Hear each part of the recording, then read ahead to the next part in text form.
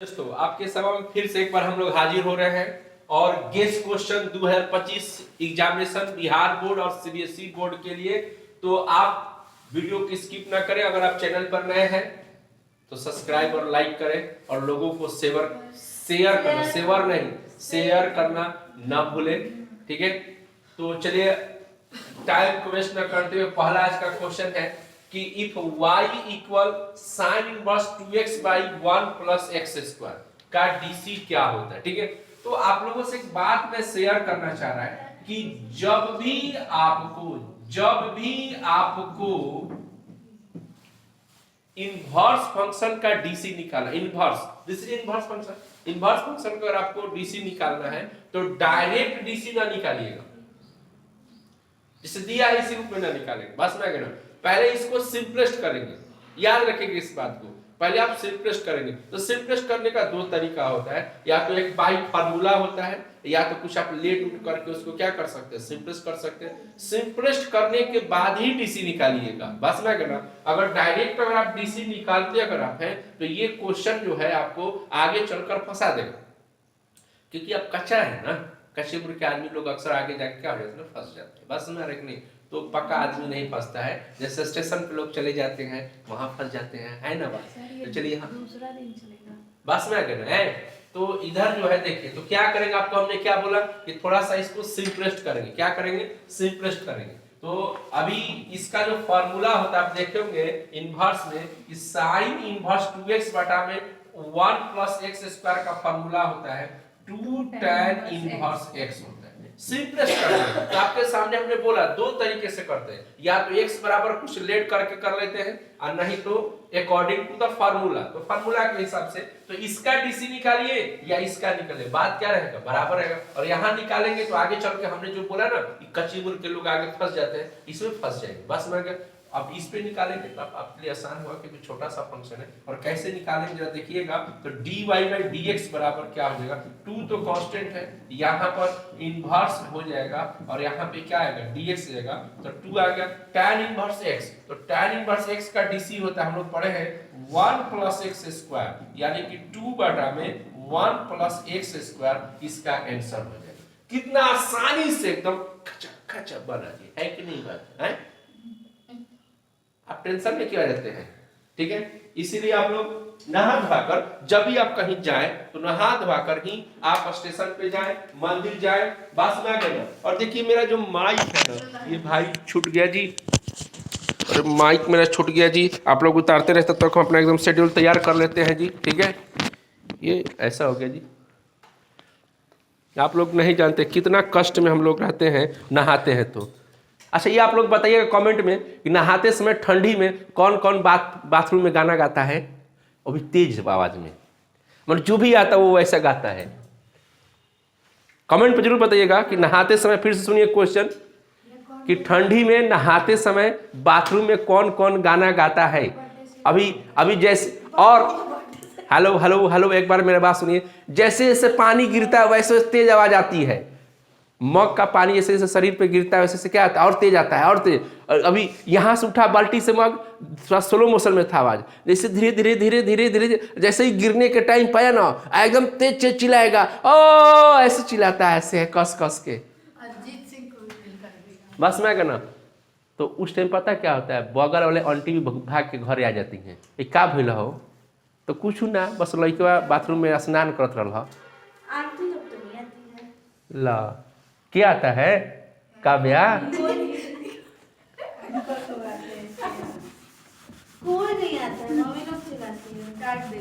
अच्छा गाने पर कि बाथरूम में क्या कर रहे हो, गाना कैसे गा रहे हो। सभी कोई गाता है, सब कोई गाता है, हाँ पता है।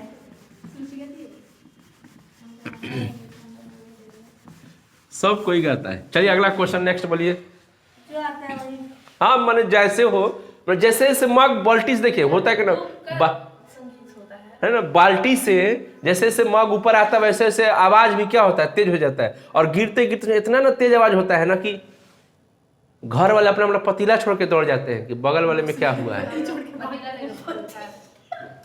और पति छोड़ के नहीं भागते हैं भाई, पतीला बोले हैं। पति अपना अपना छोड़ के भाग जाएगा। ऐसा नहीं। Second question Find the value of k. Find The value of k. Find the value of K. A K. के So that the line. So that The line. The Lines. Lines X minus 1 x minus 1 by minus 1 equal y plus 3 by k. y plus 3 by K.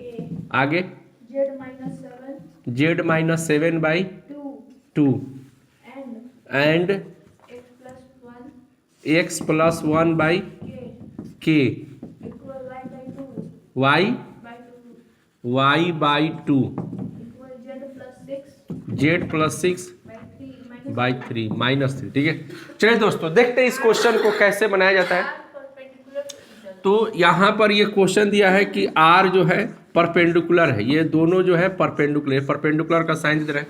चलिए देखिए तो हम लोग इस question को कैसे बनाते जरा समझिएगा। हम लोग देखिए जब भी देखे हैं जब दो लाइन एक दूसरे के ऊपर परपेंडिकुलर होता है लाइन के अंदर, मैं यहाँ पे इक्वेशन लिख दे रहा है x minus x1 by a, y minus y1 by b और z minus z1 by c, ये एक लाइन का इक्वेशन होता है, जनरल इक्वेशन होता है।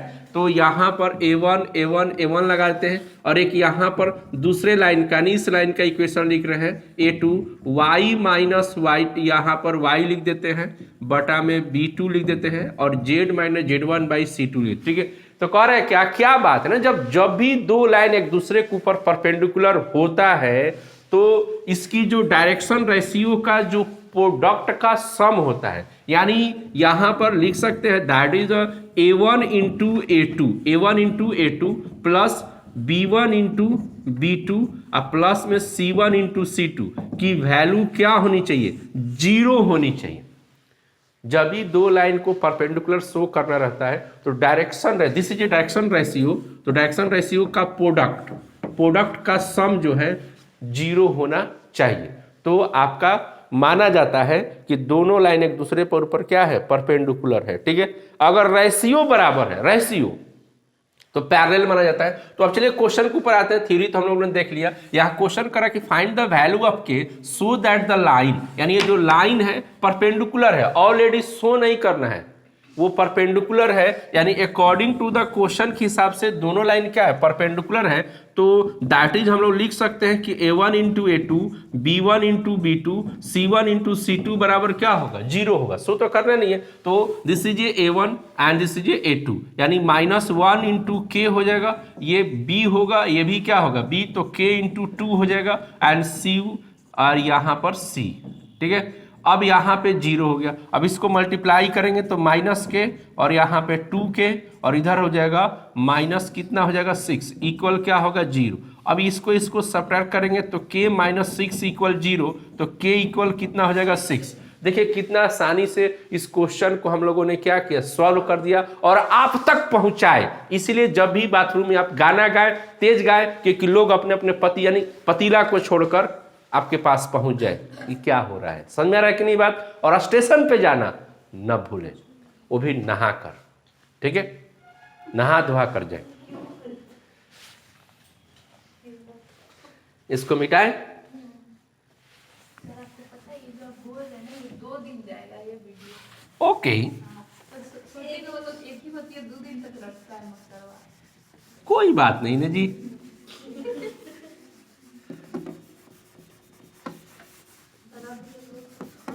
ये मीट रहा है कहने भाई, चिपक जा रहा है इसी में। देखिए 1 जनवरी में भी कटहवा मार लिया है, बोलना छोड़ेंगे नहीं हम।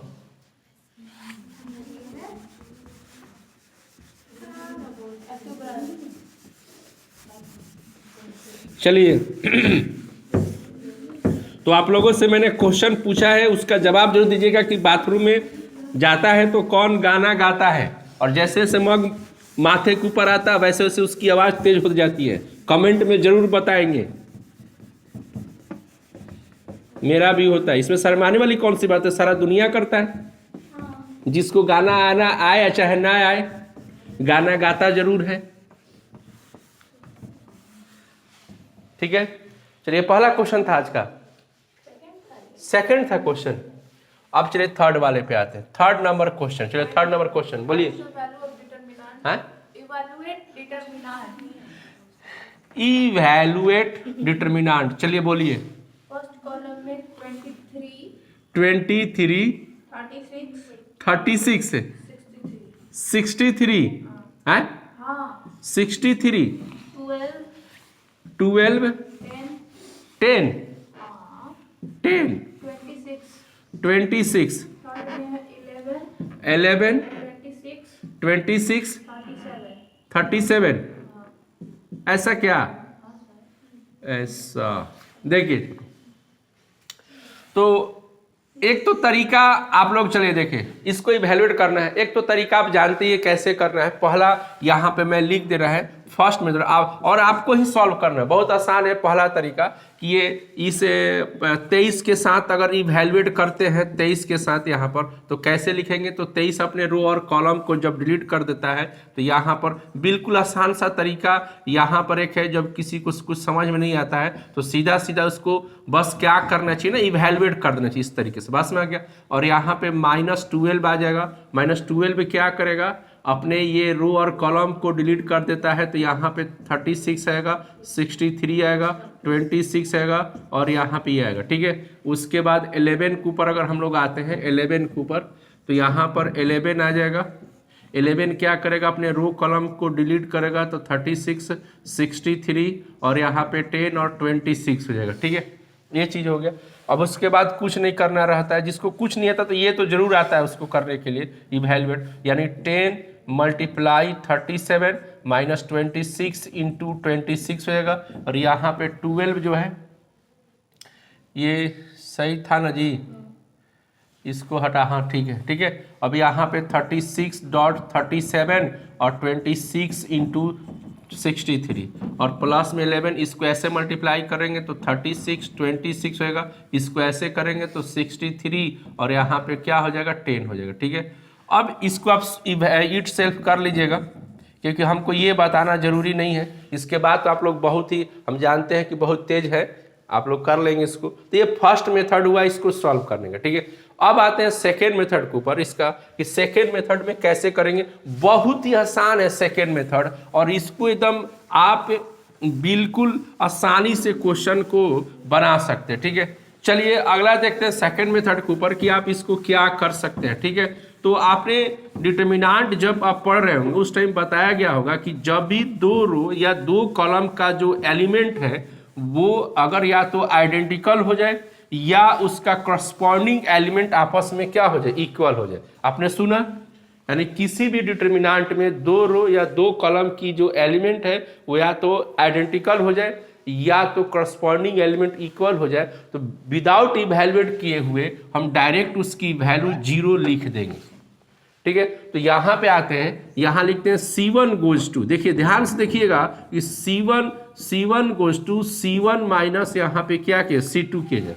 तो अगर यहाँ पे इसको इसमें घटाएंगे तो 11 होगा, इसको इसमें घटाएंगे तो 26 हो जाएगा, इसको इसमें घटाएंगे तो 37 हो जाएगा, और यहाँ 12 हो गया, 10 हो गया, 26 हो गया, 11 हो गया और यहाँ पे 37। तो आपने देखा क्या कि C1 और C3 का जो एलिमेंट है, ये जो एलिमेंट है करस्पॉन्डिंग एलिमेंट क्या है?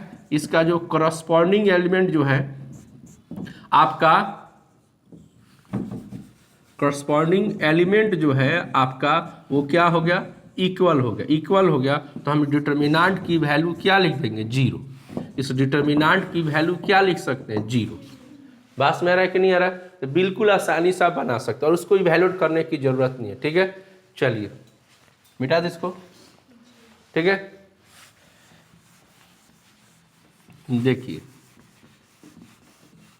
ये सेकेंड मेथड है। तो सेकेंड मेथड बहुत ही आसान है, आपका थोड़ा ध्यान देंगे तो खटाखट इसको हम लोग क्या कर सकते हैं? सॉल्व कर सकते हैं।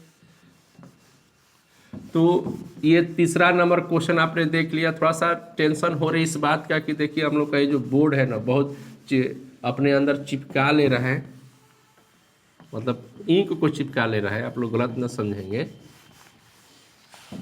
समझ में आ रहा बात है। तो 4 नंबर क्वेश्चन पे हम लोग पहुंचेंगे। 4 नंबर बोलिए, 4 नंबर क्वेश्चन क्या है जी? Proof that tan inverse 2 tan inverse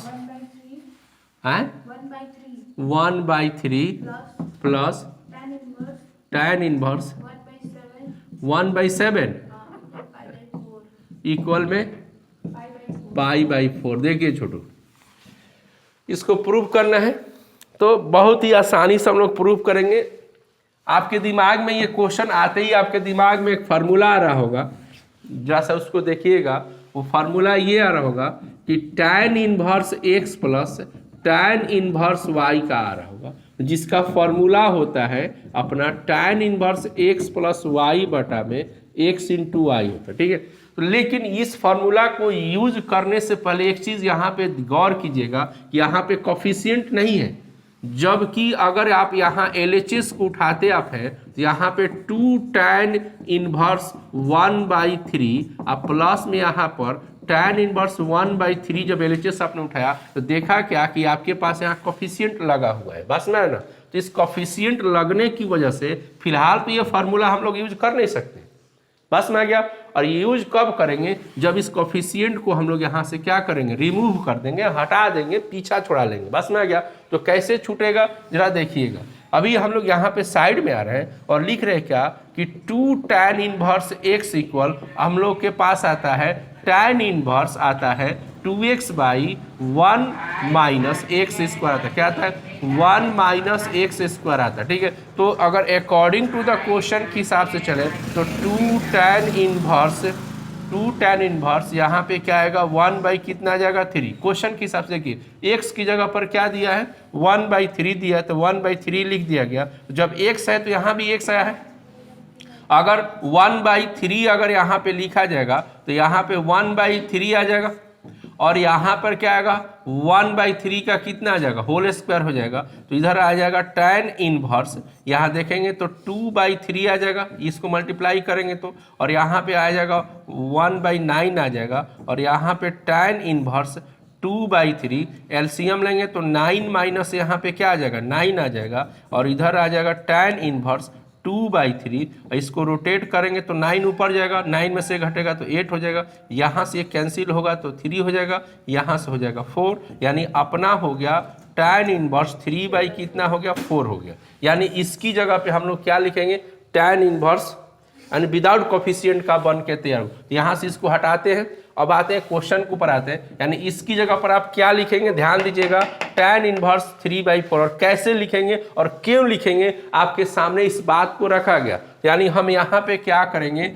यहाँ पे आप लिखेंगे tan इनवर्स 3 क्या लिखेंगे 4 लिख दिया गया, और उसके बाद यहाँ पे आ गया tan इनवर्स 1 क्या आ गया 7। इतना करना पड़ेगा। अब इसके बाद ये वाला फार्मूला यहाँ पर क्या होगा यूज होगा, डायरेक्ट यूज नहीं हो सकता है। तो हम इसको सम टाइम x सपोज करते हैं और इसको क्या करते हैं y सपोज करेंगे। जब इसको x और y सपोज करेंगे तो ये वाली फार्मूला आ जाएगी, और वो फार्मूला क्या हो जाएगा हमारे पास tan इनवर्स, यहाँ x है तो x की जगह पर क्या आएगा 3/4 आ जाएगा, और y की जगह पर क्या आएगा 1/7, 1 minus x into y that mean 3/4, और इंटू में 1 क्या हो जाएगा 7। और आपको कुछ नहीं करना है, बस इसको सॉल्व करना है। कैसे? जैसे आप 10वीं क्लास में 5वीं क्लास में 6वीं क्लास में एलसीएम लेते हैं वैसे ही करना है। आप इसको यहाँ पे सॉल्व करेंगे तो 21 और यहाँ पे 4 हो जाएगा, और इधर 28 हो जाएगा, नीचे क्या होगा 28 माइनस 3 हो जाएगा, और नीचे 28 है। ठीक है,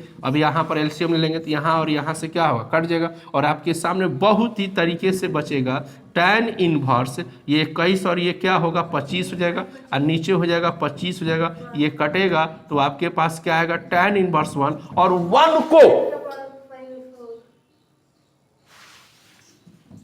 π/4 लिखते हैं tan। समझ में आया कि नहीं बात? ये हमारा RHS हो गया। क्या हो गया? RHS हो गया। तो आप लोगों ने देखा क्या कैसे हम लोगों ने किस तरीके से इस क्वेश्चन को अंजाम दिया, कैसे कैसे हम लोग चले, कैसे हम लोग ट्रेन पार करके बस मेरा कि नहीं रहा। तो आप लोग भी रजाई के अंदर वीडियो चालू करके देखते रहें और तोड़ा तोड़ी करते रहें। और जब भी आपको बाथरूम में कोई आवाज आए, पति को छोड़ के वहां पहुंच, मतलब पतीला छोड़ के वहां पर पहुंच जाए। समझ में आ रहा कि नहीं बात? ओके, मिटाए इसको, दे।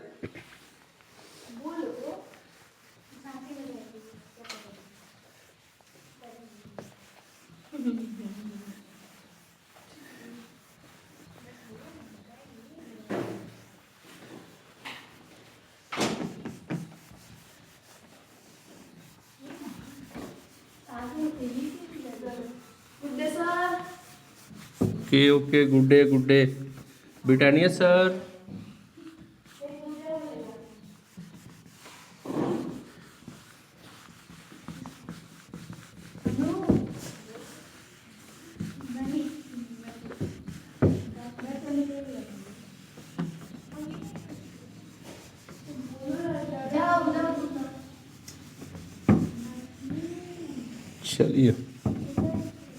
चलिए लास्ट क्वेश्चन बोले तो फटाफट।